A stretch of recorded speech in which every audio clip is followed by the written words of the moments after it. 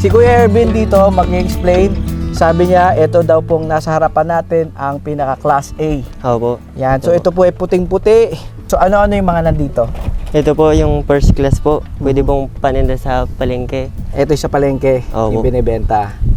Tapos, Panggamit sa bahay. Tapos ito naman po yung second class. second class. Pag sinabing second class, ano ang difference ni class, first class tsaka second Mas class? maputi po ito kaysa dito sa... Okay. Tapos ito, binibenta rin sa palengke. Opo, pwede rin po. Tapos susunod ng second class, meron pang mas mababang class. Opo, in third class po. So, nandito tayo ngayon sa Gabundok na asin. Ang dami.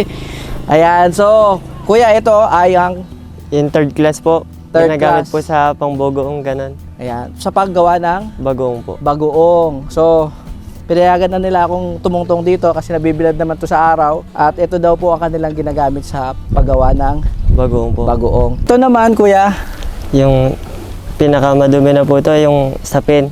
ang tawag? Dirty salt na po. Dirty salt. So, itong dirty salt, saan pa to nagagamit? Nabebenta pa ba ito? Opo. Sa Okay. mga gumagawa ng itlog maalat. Ayan. Panoorin ang full video sa ating YouTube channel, Agree sa Agri. Don't forget to follow, like, share, and subscribe.